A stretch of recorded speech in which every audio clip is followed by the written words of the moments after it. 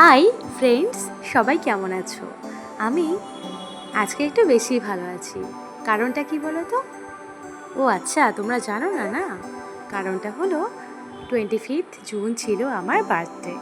সেই কারণে আমাকে আমার শাশুড়ি মা সেদিন দুপুরবেলায় আমার শ্বশুরবাড়িতে জন্মদিন স্পেশালের জন্য নেমন্তন্ন করেছিল। এদিকে মিষ্টি সোনা আর কুটু সোনা মনের আনন্দে খেলাধুলা করছিল, আর মিষ্টি সোনার আদি সোনার বম্মা দেখেছো কত কিছু সমস্ত রান্নাবান্না করে সাজিয়ে গুছিয়ে সুন্দর করে বেড়ে দিচ্ছিল। আর এই যে রান্নাগুলো দেখতে পাচ্ছ, তার মধ্যে পায়েস আর পমফ্রেট মাছটা করেছিল আমার শাশুড়ি মা। আর এদিকে আমি যে শাড়ি পরছিলাম সেটা কিন্তু বাড়ির কেউ জানতো না। এই জন্য হঠাৎ করে শাড়ি পরা দেখে সবাই কিন্তু সারপ্রাইজড হয়ে গেছিলো। যাই হোক, চলো, আমি তো গিয়ে দেখে সব কিছু একদম অবাক। কত কিছু যে সাজিয়ে দিয়েছে তার কি বলবো। ছিল পমফ্রেট মাছের ঝাল, আলু পটল চিংড়ি দিয়ে একটা তরকারি, মাছের মাথার ডাল, তারপরে ছিল মাটন, এদিকে হচ্ছে চাটনি, পাঁপড়, রসগোল্লা আর শাশুড়ি মায়ের হাতের তৈরি পায়েস। এগুলো তো ছিল মেন কোর্স।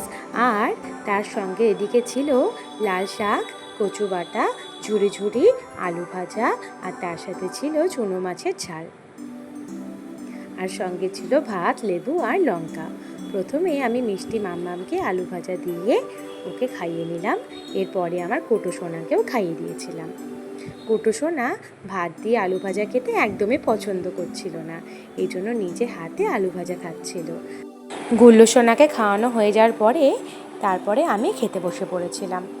প্রথমে খাওয়াটা শুরু করেছিলাম কচু বাটা দিয়ে। কচু বাটাটা করেছিল কাসন্দি দিয়ে, আর এরপরে খাচ্ছিলাম চিংড়ি মাছ দিয়ে আলু পটলের তরকারি। এটাও জাস্ট খেতে ফাটাফাটি হয়েছিল। প্রত্যেকটা রান্নাই কিন্তু খেতে অসাধারণ ছিল।